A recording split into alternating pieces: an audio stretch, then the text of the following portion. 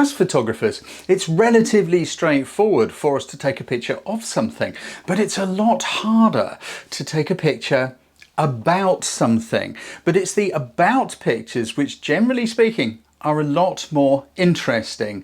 This is a question which has come up quite a lot in my Photo Creative Challenge group, where I issue creative challenges once a month. We've got an amazing group of photographers. If you'd like to find out about it, there is a link in the description below. But I digress. Taking pictures about something helps a viewer understand a little bit more about the subject of the picture. Now, of course, as human beings, we all have our own interpretation of everything. Everything we see, everything we hear, we have an opinion about it, and we make up our own stories inside our heads around that. So it's, generally speaking, I would say not possible to do a single photograph which says everything about something, but you can give your viewers some hints about the subject. I'm going to have a look through some pictures that I took and just try and show you how I have attempted to tell you a little bit more about what's going on in the picture, rather than merely have a picture of somewhere. So we're going to dive in and have a look. Just before we do, please do me an immense favour. Just like this video, because it really helps me out with YouTube's algorithm. If you enjoy the content, please consider subscribing to the channel. Let's have a look and see what we've got.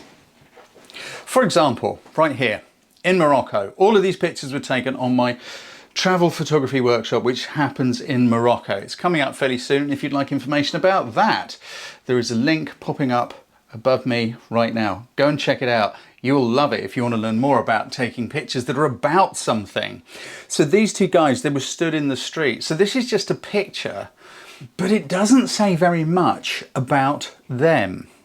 I got talking to them and got them to kind of turn towards me, and they were actually listening to me speak. I didn't ask if I could take their photograph. I just started chatting to them and they turned towards me, and as we're chatting, I just brought the camera up and just shot this portrait relatively quickly. Whilst we're chatting, I'd already got the settings in place, and we just up with the camera, click.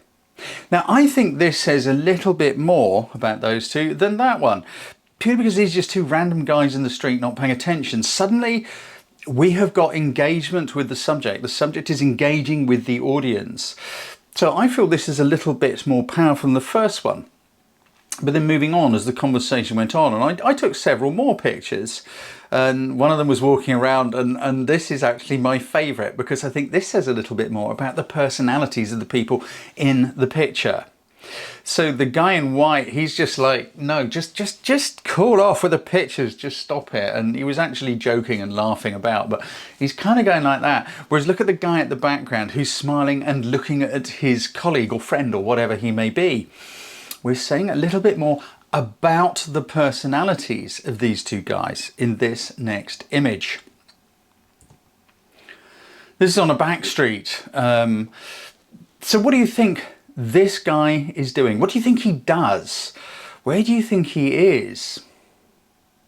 This is the whole point. This is just a picture of some random guy surrounded by some stuff. They look like bowls and things. You might think, oh, I don't know, maybe he makes bowls and stuff like that. It's the sort of shot you might sneak, you know, and when I say sneak, I do mean sneak, because it's kind of like a bit of a candid shot. He's not engaging with the camera in any way. There's nothing wrong with this picture. It's okay, but it's not telling us a great deal about him. Who is he? Well, he actually makes things out of wood. You see, just by changing the camera position, opening out a bit, showing a bit more of his environment, and the hidden part from this picture was, of course, what's going on down below?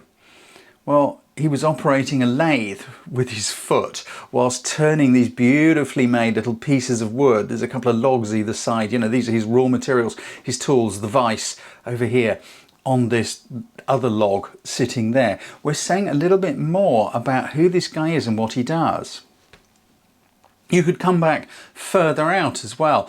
Now we've got, it's still a portrait of him, but we've got all his stuff around him. This is what he does. This is what this guy does. He makes stuff with the most rudimentary of things.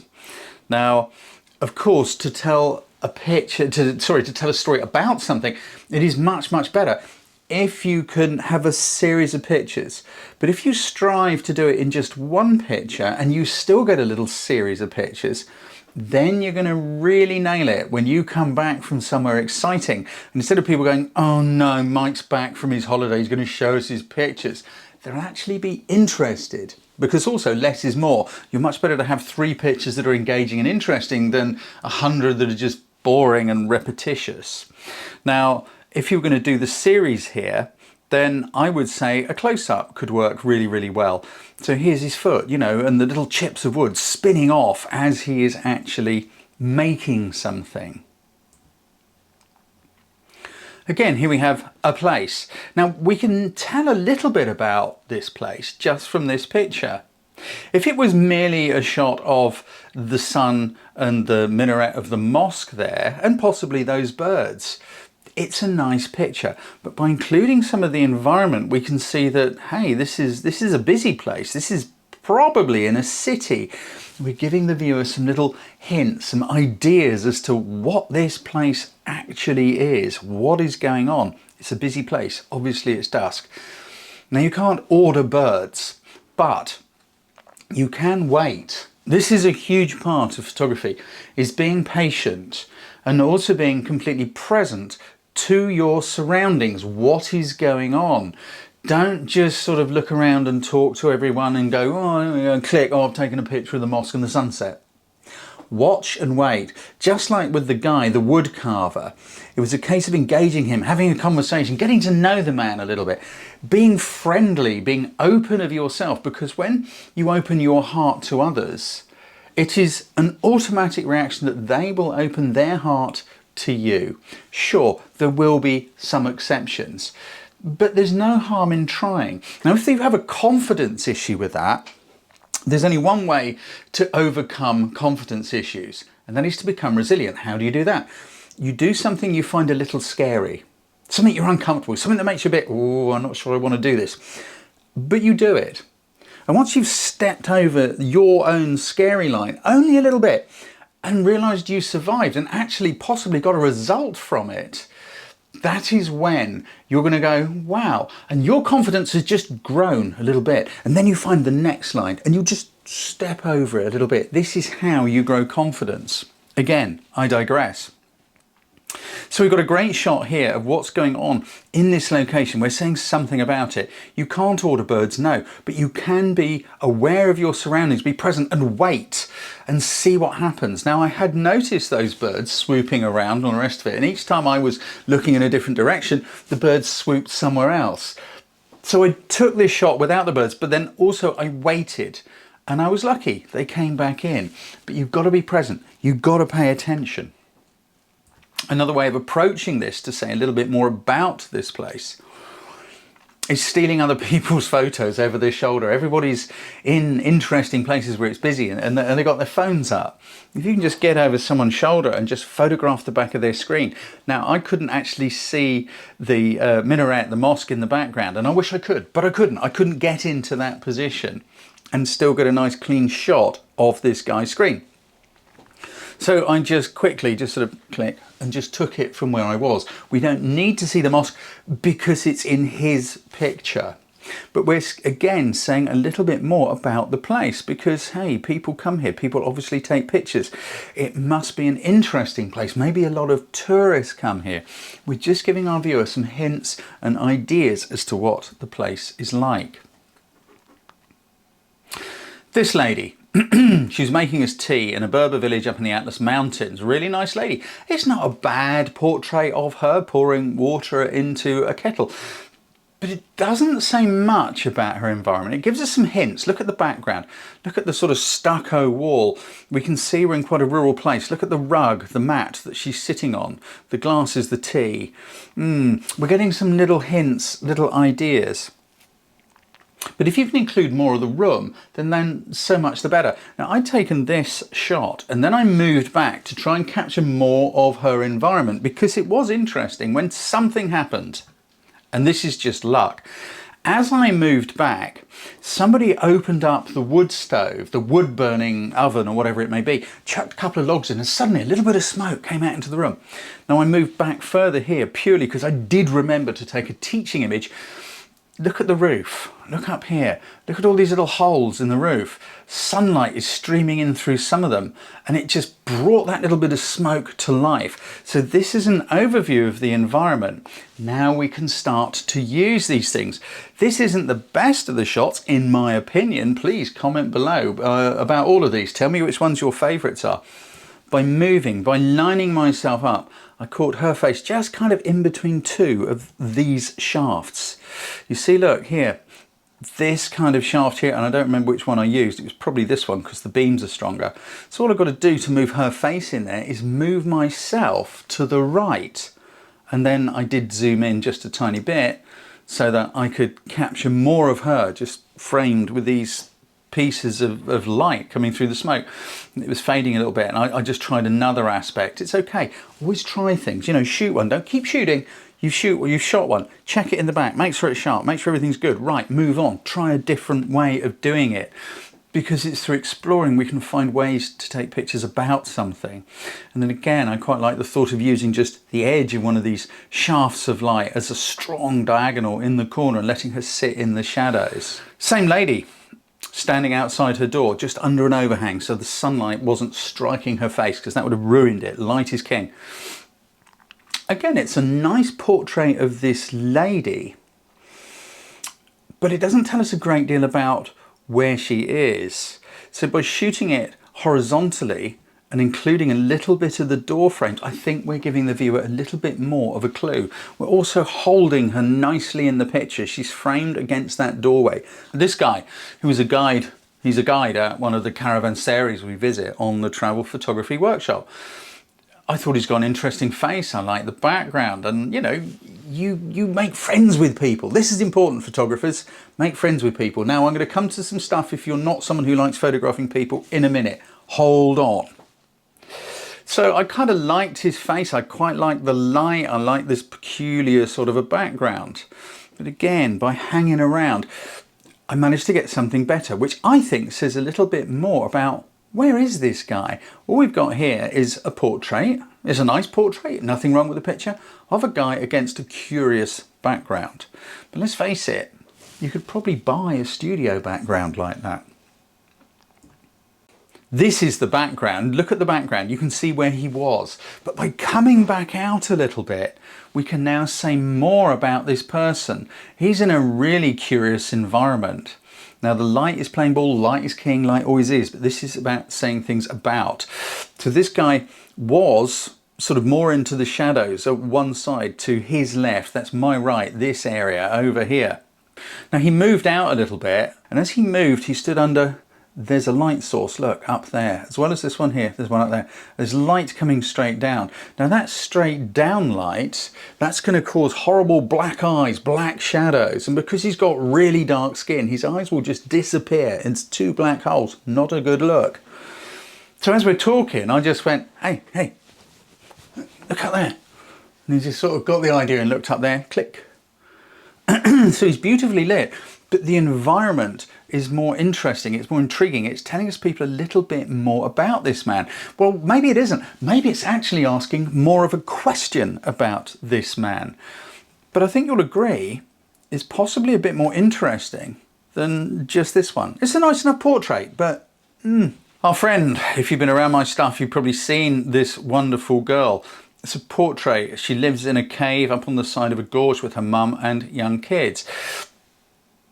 But this picture, it is a portrait, it's giving us little hints about what a curious place. You know, what are all these clothes doing lying on this rock edge? There's rocks all around her. Again, the light's beautiful, but hey, with experience, you know not to take pictures if the light isn't right for the subject. But just by waiting a moment, we've now said something else about her. She's got a sense of humour. I don't know, which do you prefer? Do you like the smiley sense of humour one? Or do you prefer the more serious one? I know which I prefer. Not telling you, don't want to influence you. Let me know in the comments. So you don't like people in your pictures. Okay, but a little bit of human involvement I find is kind of interesting. So this is a little bit of farmland. It's a village that we go to visit up in the mountains. I think this is somewhere in the Todra Gorge. Now this shot is just kind of, the light wasn't perfect. It would have been better at a different time of day, but hey, we couldn't get there at that time of day. So we're going exploring. But I felt this picture was lacking depth. It wasn't saying so much about the place. This looks inhospitable, when in fact it was a very hospitable, pretty little village.